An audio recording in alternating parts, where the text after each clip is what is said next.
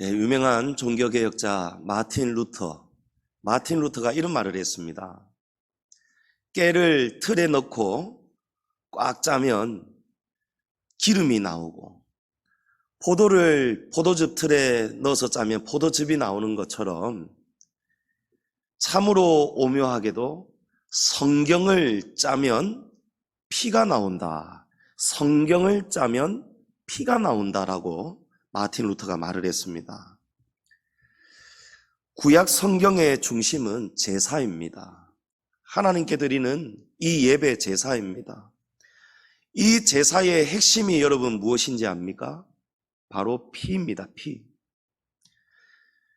제물을 죽여서 피를 흘리게 함으로 짐승의 피가 우리의 죄값을 대신하는 것입니다. 신약의 중심은 예수 그리스도십니다. 우리 예수님의 사역, 그 절정, 그 십자가의 핵심이 여러분 무엇이죠? 피입니다. 십자가에 다 쏟으신 피입니다. 우리에게 그 피는 너무나도 필요하고 귀하고 귀한 피여서 우리는 그 피를 보혈이라고 부릅니다.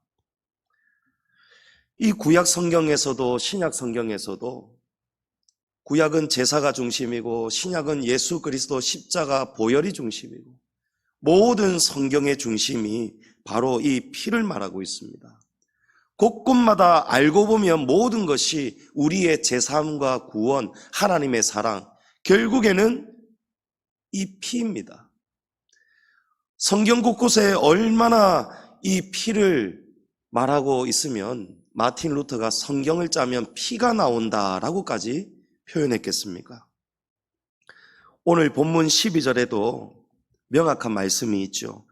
오직 자기의 피로 영원한 속죄를 이루셨다.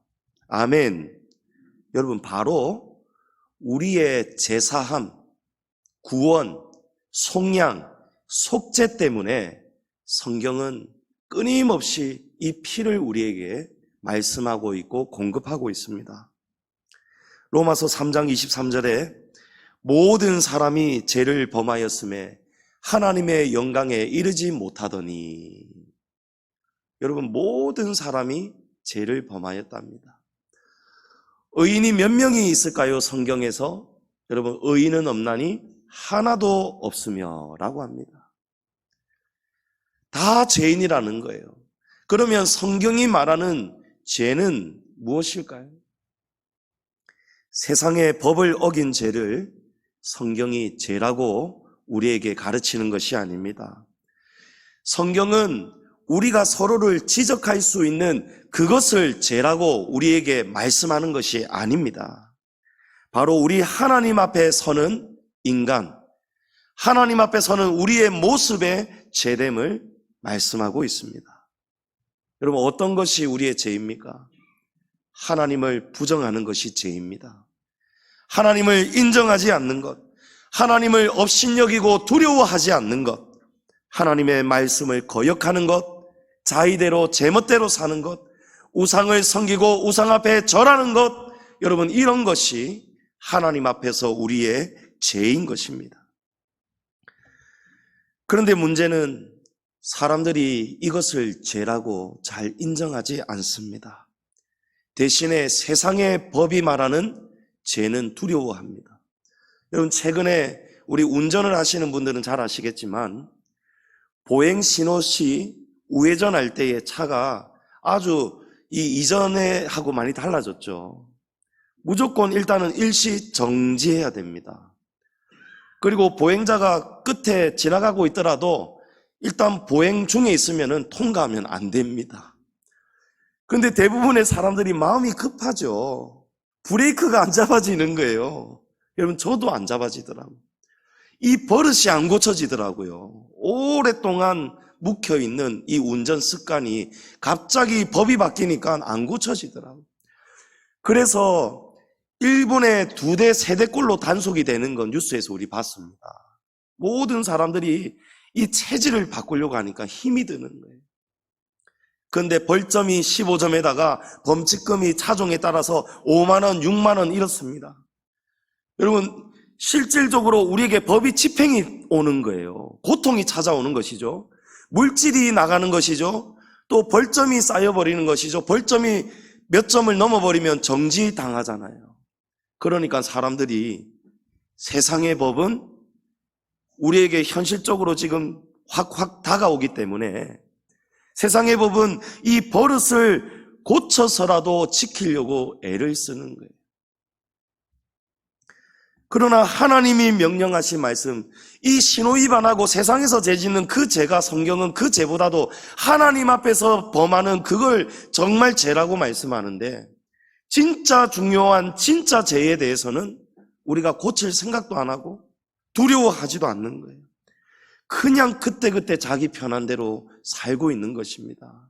여러분, 그래서 우리는 날마다 죄에서 해방되기가 어려운 거예요. 우리 안에는 여전히 죄와 죄성 타락이 있기 때문입니다. 누가복음 5장에 보면 예수님께서 갈릴리 바닷가에서 복음을 전하시면서 베드로를 만나시는데요. 베드로가 밤새도록 그물을 던졌는데도 물고기를 한 마리도 못 잡았습니다. 그때 예수님께서 배 오른편에 그물을 던지라, 깊은 곳에 가서 그물을 던져라 라고 할 때에 베드로가 그 말씀에 순종해서 그대로 하였더니 물고기를 그물이 가득 차도록 찢어질 만큼 잡았습니다. 베드로가 깜짝 놀랐습니다. 베드로가 다시 무트로 나와서 예수님께로 달려왔는데 예수님 앞에 엎드려서 하는 말이, 그 반응이 너무 뜻밖인 거예요. 우리가 일반적으로 예상을 하면, 아이고 선생님은 누구시길래 이렇게 놀라운 능력을 행하십니까? 선생님 덕분에 제가 밤새도록 한 마리도 못 잡았던 이 고기를 잡았습니다. 선생님 대단합니다. 위대합니다. 이런 반응이 나와야 될 것 같은데, 놀랍게도 뜻밖이게도 베드로가 뭐라고 하는지 압니까? 시몬 베드로가 이를 보고 예수의 무릎 아래 엎드려 가로되, 주여 나를 떠나소서, 나는 죄인이로소이다 라는 거예요. 여러분, 베드로가 평소에 남다른 큰 죄를 짓고 살았던 사람이 아닙니다. 성격이 좀 우락부락하고 다혈질인 것은 있어도 베드로는 참 마음이 여립니다. 예수님이 십자가에 나 이제 죽을 거다 할 때에 베드로가 얼마나 예수님을 뜯어 말립니까? 정이 깊은 사람이에요. 특별히 남보다 이런 나쁜 죄를 저지를 사람이 아니었던 것이죠. 그런데 베드로가 예수님의 말씀에 순종해서 그물 가득 고기를 잡고 난 다음에 예수님 앞에 달려와서 무릎을 꿇고 엎드려서는 하는 말이, 주님 나를 떠나주십시오. 나는 죄인이기 때문입니다. 자기의 죄를 고백하는 거예요. 여러분, 베드로가 지금 무슨 죄를 고백하는 걸까요? 예수님, 제가 누군가의 물건을 제가 나쁜 마음을 먹었습니다. 제가 누군가를 폭행을 했습니다. 제가 누군가에게 나쁜 짓을 많이 했습니다. 여러분, 이런 죄를 지금 베드로가 고백하는 게 아니에요. 베드로가 무엇을 자기가 죄인이라고 고백하는 걸까요? 주님, 저는 죄인입니다. 저는 주님이 하나님의 아들이신 줄을 지금까지 몰랐습니다. 인정하지 않았습니다. 여러분, 이것이 죄라고 성경은 말씀하는 거예요. 그런데 놀랍게도요, 우리가 주님 앞에만 서면요, 예수님을 만나면요, 하나님 앞에 서게 되면요, 누가 지적해 주지 않아도, 누가 가르쳐 주지 않아도 우리 자신이 죄인이라는 것을 베드로처럼 깨닫게 된다는 것입니다. 예수님을 믿기 전에는, 성령이 임하기 전에는, 예수님을 영접하기 전에는 죄인이라는 소리가 그렇게 듣기 싫고 짜증이 났었는데, 하나님을 어느 순간 만나게 되고 하나님 앞에 서게 되니까요, 이 마음 깊은 곳에서 내가 그동안에 정말 엄청난 하나님 앞에 큰 죄를 저지르고 살아왔구나, 그거를 자동으로 성령께서 알게 하시고 깨닫게 하신다는 것입니다. 믿으시기 바랍니다. 사도 바울은 하나님 앞에 서면 설수록 자기의 죄를 더욱 깊이 깨달았습니다. 그래서 사도 바울이 자기 스스로를 나는 죄인 중에 괴수다라고 고백합니다. 저와 여러분이 베드로가 예수님을 만난 다음에 또 사도 바울이 하나님 앞에 서면 설수록 그런 고백을 드렸던 것처럼 우리가 하나님 앞에서 얼마나 큰 죄인이었던 존재라는 것을 여러분 늘 기억할 수 있기를 바랍니다. 하나님은 이렇게 죄를 깨닫는 사람들에게 그 죄를 씻을 수 있는 길을 열어주십니다. 오늘 본문 20절을 보면 이는 하나님이 너희에게 명하신 언약의 피니라 라고 합니다. 여러분, 이 피는 하나님이 우리에게 언약으로 주신 이 피는 너희에게 이렇게 될 것이다 하나님이 약속을 주셨다는 거예요. 어떤 약속입니까? 22절에 피 흘림이 없은즉 사함이 없느니라. 여러분, 이 두 말씀을 연결 지어보면요, 사람은 자기 죄를 깨닫고 자기 대신 짐승을 죽여서 나의 죄 대신에 다른 짐승의 피를 흘려서 그 피 흘림의 제사를 드리면 하나님이 그 사람의 죄를 속죄해 주신다, 용서해 주신다, 이렇게 속죄의 방법을 하나님이 정해 주시면서 약속해 주신 거예요. 그러니까 여러분, 구약 성경의 중심은 제사라고 말씀드렸죠. 이 제사의 중심이 피라고 말씀드렸죠. 왜 피가 필요한지 아시겠죠, 여러분? 우리의 속죄 때문이에요. 저와 여러분이 지금 구약 시대에 살고 있다면 오늘 이 안식일 주일을 어떻게 보내야 되는지 아십니까? 지난 한 주간 동안 지었던 우리의 죄를 속죄받기 위해서 여러분, 사람들의 형편에 따라는 다를 수가 있습니다. 부자이면서 비둘기를 잡아오면 안 돼요.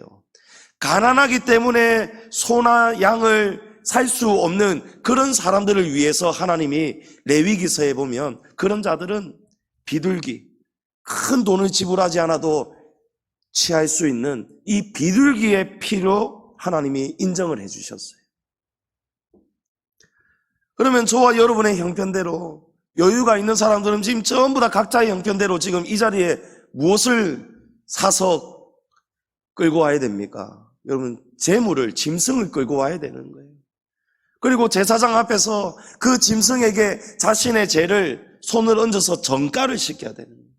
전가시켜가지고 이 죄가 이 짐승에게 원래는 내가 죽어야 되는데,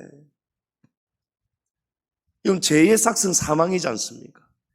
죄인이 죽어야 되는데 죄인 대신에 하나님이 이 언약을 주셨다는 거예요. 피 흘림이 없은즉 제사함이 없다는 거예요. 그런데 하나님께서 나중에 또 다른 언약을 주시는데요, 여러분, 그게 바로 신약입니다. 신약의 중심은 예수 그리스도십니다. 예수 그리스도의 사역의 절정도 여러분 피라고 말씀드렸습니다. 하나님께서 짐승의 피와는 비교할 수도 없는 정말 놀라운 피를 우리에게 주셨습니다. 12절에 염소와 송아지의 피로 하지 아니하고 오직 자기의 피로 영원한 속죄를 이루사 단번에 성소에 들어가셨느니라. 아멘. 여러분, 예수님께서 십자가에서 쏟아주신 그 피, 그 보혈 때문에 이 보혈에는 놀라운 능력이 있어서 우리가 죄를 지을 때마다 계속 드려야 되는 속죄 제사를 이제는 단번에 한 번으로 피니시, 완성하셨다는 거예요. 예수님이 끝내주셨다는 거예요. 본래 오늘 저와 여러분이 여기서 피 흘림의 제사를 드렸어야 되는 것입니다. 그런데 우리가 예배 드릴 때에 이제 하나님께서 놀라운 보혈을 우리에게 주셨기 때문에 이제 그 보혈을 믿는 믿음만을 가지고 우리의 죄를 자복하고 그리스도의 피로 우리의 죄를 용서해 달라고 기도하면은 실제적인 제물의 피를 단에 뿌리지 않아도 예수 그리스도의 보혈의 능력을 통해서 우리에게 속죄의 효력이 그대로 일어나도록 하나님이 새로운 보혈의 능력을 우리에게 주신 것입니다. 그래서 저와 여러분이 예수님의 피를 피라고 부르지 않죠. 보혈이라고 부르는 것입니다. 제가 아는 주변 사람들 가운데 매주마다 적게는 2, 3회씩, 많게는 4회씩 이 피 투석을 하는 사람이 있어요. 신장이 안 좋아서. 그분들은 매주마다 누군가의 자기보다도 자기의 피는 금방 돌다가 썩어져 버려서 생명을 유지할 수가 없기 때문에 자기 피는 이제 빼버리고 투석을 하고 다른 사람의 피를 받아야 되는 거예요. 또 투석기에서 정수기처럼 피를 또 새롭게 또 만들어야 되는 거예요. 여러분, 매주마다 피가 필요한 거예요. 나중에는 보니까요, 이 매주마다 이 혈관이 얼마나 피가 빠져나가고 들어오고 고통을 받았는지요. 이 혈관이 여러분 정말 제 엄지손가락 굵기만큼 이만큼 튀어나와 있는 걸 제가 보고 놀랬던 적이 있습니다. 여러분, 저와 여러분에게도 매 순간마다 피가 필요합니다. 매 순간마다 우리가 죄에서 자유롭지 못할 때가 더 많습니다. 죄를 안 지을 가능성보다 죄를 지을 가능성이 우리는 훨씬 더 많은 그런 존재들이지 않습니까? 우리는 날마다 그래서 피를 받아야 되고 피를 흘려야 되는 거예요. 근데 하나님께서 우리에게 생명을 공급할 수 있는 그 놀라운 피를 예수 그리스도의 피로 단번에 이제 더 이상 다른 피를 공급받을 필요가 없도록, 다른 피 때문에 제사함을 속죄의 제사가 필요하지 않도록 예수님의 피를 우리에게 주셨습니다. 보혈의 능력을 감사하는 저와 여러분 되시기를 축복합니다. 보혈은 저와 여러분의 죄를 속죄하는 능력이 있습니다. 그래서 여러분, 주일은 정말 복된 주일인 거예요. 주일은 누구를 위해서 있습니까? 우리를 위해서 있는 거예요. 여러분이 무슨 수로 죄 사함을 받을 겁니까? 여러분, 세상 죄를 말하는 게 아니라고 하지 않습니까? 하나님 앞에서의 죄라는 거예요. 지난 한 주간 동안 나는 죄 한 번도 안 지었습니다 하는 사람 여러분 계실까요? 그래서 우리가 오늘 이 예배 가운데 하나님께 속죄가 필요한 것입니다. 하나님은 매 주마다 이제는 더 이상 우리에게 물질적인 고통, 정신적인 고통, 이런 죄와 사망의 고통에서 해방시켜 주시려고 예수님의 보혈의 능력을 우리에게 하나님이 주셨는데, 그 보혈의 능력을 가지고 우리가 매주일마다 하나님 앞에 와서 보혈의 샘에 씻어야 되는데, 여러분, 이 주일에 우리가 어디를 갈 수 있단 말입니까? 이 주일에 우리에게 주시려고 하나님이 얼마나 귀한 보혈의 능력을, 그 피를 우리에게 쏟아주셨는데, 하나님은 주시는 이 시간에 우리가 왜 그 피를 마다하고 다른 곳을 볼 수 있단 말입니까? 여러분, 그것이 하나님 앞에서 죄라는 것을 여러분 깨달으시기 바랍니다. 로마서 8장 1절에 이제 그리스도 예수 안에 있는 자에게는 결코 정죄함이 없나니. 저와 여러분이 오늘 이 시간에 주님의 보혈로 제사함을 받습니다. 그러면 우리가 죄인이라고 정죄하는 모든 세력으로부터 우리는 오늘 비로소 자유함을 얻게 되는 것입니다. 그래서 주일이 복된 줄을 믿습니다. 그러므로 우리는 또한 서로를 함부로 정죄할 수 없습니다. 왜냐하면 제사함의 능력이 우리에게는 있는 것이 아니기 때문이죠. 만약에 우리가 주님이 주님의 놀라운 보혈의 능력으로 깨끗하게 씻어주시고 용서하신 자를 우리가 계속해서 지적하고 정죄한다면 우리가 주님의 그 보혈의 능력을 부정하는 것입니다. 우리가 감히 예수님께서 십자가에 쏟으신 그 고귀한 보혈을, 그 가치를 우리가 폄하시키고는 부정하는 것과 같은 거예요. 출애굽기 12장에 이스라엘 백성들이 유월절을 지키는 이야기가 나옵니다.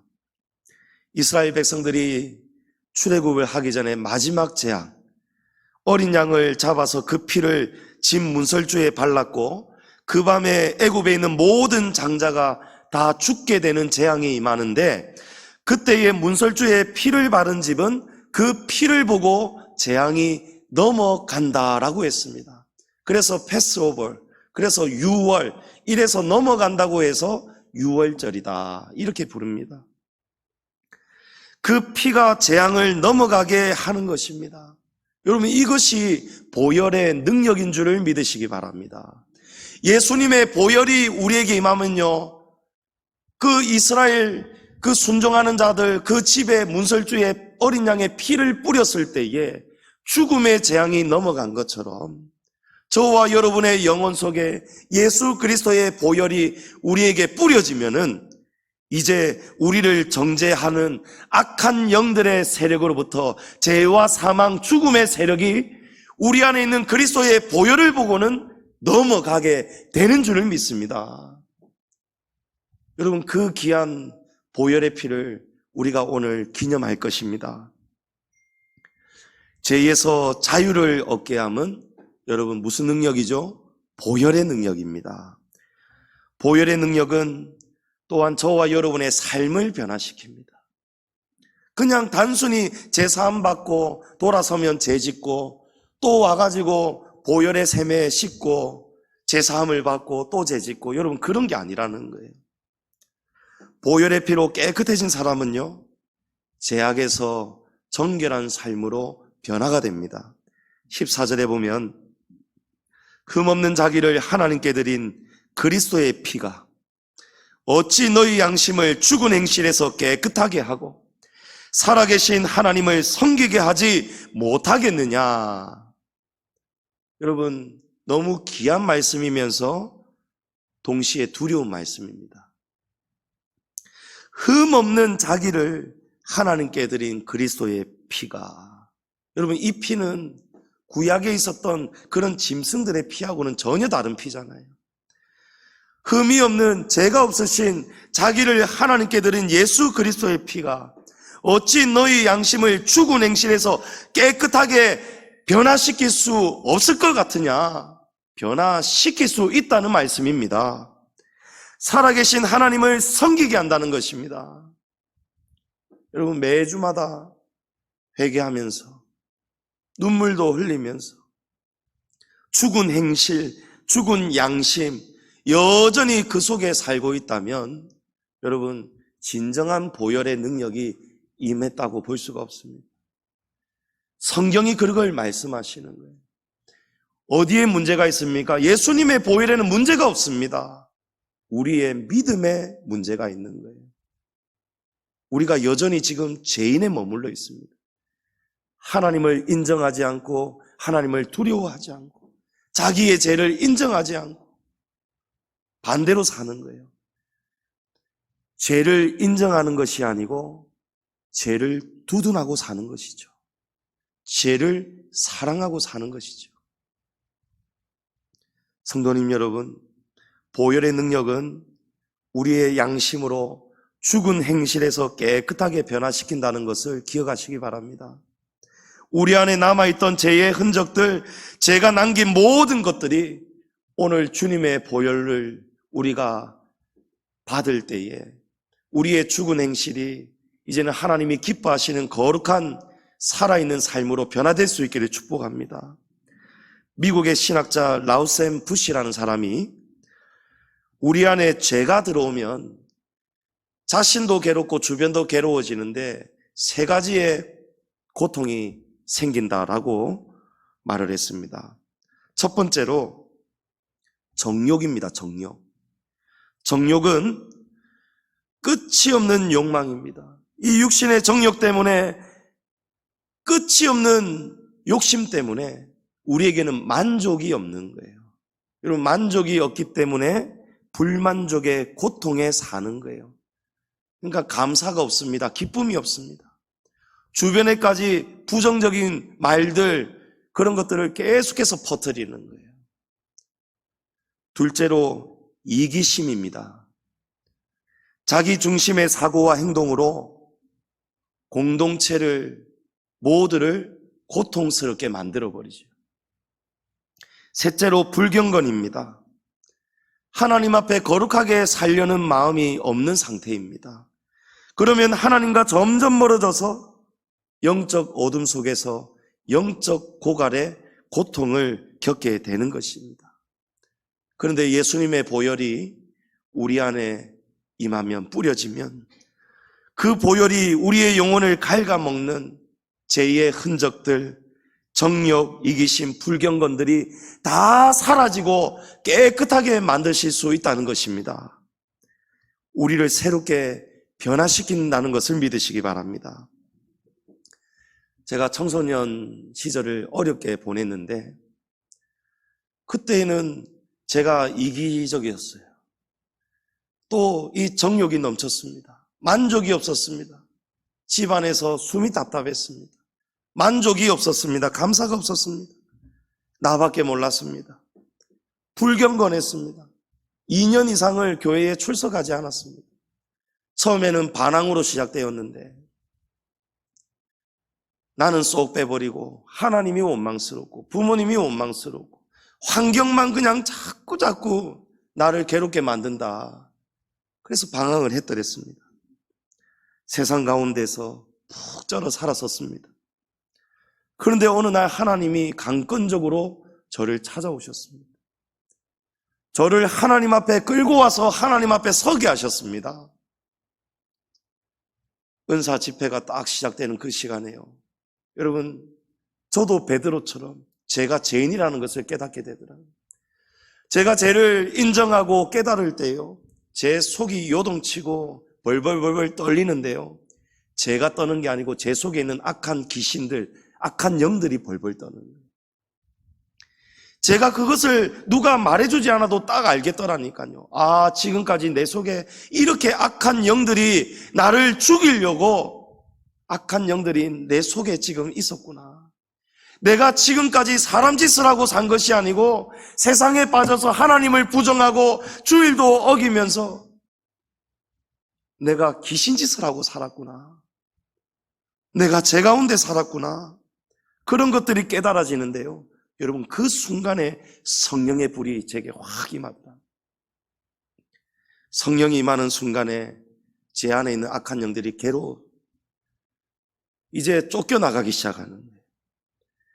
회개가 터져나오는 순간에 여러분, 악한 영들은 떠나간다는 사실을 믿으시기 바랍니다. 우리는 가만히 있고 깨닫지 못하고 가만히 있는데 여러분, 악한 영이 절대로 웬만해서는 떠나가지 않습니다. 내가 하나님 앞에 서야 되는 거예요. 내 존재가 하나님 앞에, 하나님, 베드로처럼, 하나님, 저는 죄인입니다. 제가 그동안 하나님을 부정하며 살아왔습니다. 하나님을 인정하지 않고 살아왔습니다. 하나님 앞에서 겁없이 살아왔습니다. 제가 딴짓하며 살아왔습니다. 그런 깨달음을 성령이 주실 때에, 그때에 우리의 몸을 던지고 맡겨야 되는 거예요. 하나님, 저희의 죄를 용서해 주십시오. 제 안에 있는 악한 영들이 떠나가면서 제 안에 오만 영적으로 보이지 않는 변화들이 일어나는데요, 제가 표현을 그렇게 했습니다. 요만한 미사일이 제 배를 지나간 것 같아요. 이렇게 구멍이 뻥 뚫린 것 같아요. 성령이 임하니까요, 사람이 달라지는 거예요. 예수님의 보혈의 능력이 여러분, 사람을 변화시키죠. 제가 그 날부터 얼굴 색깔이 바뀌고요, 눈빛이 바뀌고요, 전혀 다른 사람이 되는 거예요. 교회 안 나가던 인간이 새벽에 누가 깨우지 않아도 제일 먼저 예배당에 와서 하나님 앞에 울면서 기도를 합니다. 하나님을 찬양합니다. 하루에 몇 시간씩을, 몇 달 동안을 하루도 거의 빠지지 않고 저 동네 산성 가나안 수양관 너른 바위에 가서 이슬 쏟아지고 비가 와도 비닐 덮어쓰고 우리 온 가족들이 날마다 기도했습니다. 천국을 사는 것 같았습니다. 붕 떠 있는 것 같았습니다. 그런데 여러분, 더 중요한 사실이 있습니다. 예수님의 보혈이 사람을 이렇게 변화를 시키는데요, 그 은혜가 우리 하기에 따라서 영원하지가 않습니다. 절대로. 조금 멀어지니까요, 조금 방심하니까요, 조금 빈틈이 생기니까요, 나갔던 악한 영들이 더 큰 여러 마리가 되어가지고 군대를 이루어서 총공격을 해오는 거예요. 여러분, 영적 세력 전쟁이 이렇게 치열합니다. 여러분에게는 이런 일이 없는지 압니까? 여러분, 지난 한 주간 동안 여러분도 이런 엄청난 영적 전쟁 속에 살아오신 거예요. 지금 피투성이가 되어 오신 거예요, 사실은요. 지난 한 주간 동안 이 악한 영들이 포승줄로 여러분을 꽁꽁 묶어서 제 길로 일로 와 하면서 여기저기 끌려다닌 거예요, 여러분들이. 성령 충만으로 살지 못했다면 조금 빈틈이 생기니까요, 여러분, 옛생활로 금방 돌아가 버려요. 죽었던 옛자가 순식간에 그냥 살아나 버려요. 성도님 여러분, 우리가 은혜 받았다고, 성령 받았다고, 내가 매주 교회 다닌다고, 여러분, 그것이 신앙생활 절대 아닙니다. 그것이 구원이 아닙니다. 베드로전서 5장 8절에 근신하라, 깨어라, 너희 대적마귀가 우는 사자같이 두루다니며 삼킬 자를 찾나니. 고린도전서 10장 12절에 그런즉 선줄로 생각하는 자는 넘어질까 조심하라. 여러분, 성경은 구원의 길을 조심해서 가야 된다라고 합니다. 그 길은 넓고 편한 길이 아니라고 합니다. 좁고 협착하고 통과하기가, 지나가기가 힘든 길이라는 거예요. 여러분, 그러면 우리가 어떤 삶을 살아야 된다는 것입니까? 날마다 죄와 씨름해야 됩니다.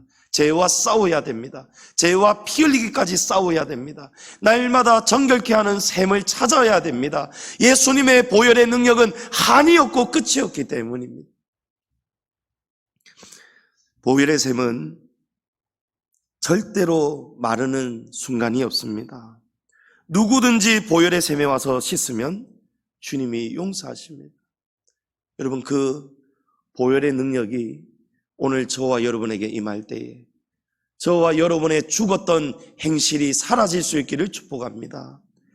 조금 빈틈이 생겨서 또 악한 영들이 어느새 들어와서 우리 안에 집을 짓고 우리의 생각을 주장하고 악한 길을 걷게 할 때에 오늘 주님의 보혈의 능력이 저와 여러분의 심령마다 강하게 크게 임하여서 우리의 머리부터 발끝까지 존재가 변화가 되어지고 죄가 깨달아져서 심령의 놀라운 보혈의 능력의 역사가 일어날 수 있기를 축복합니다.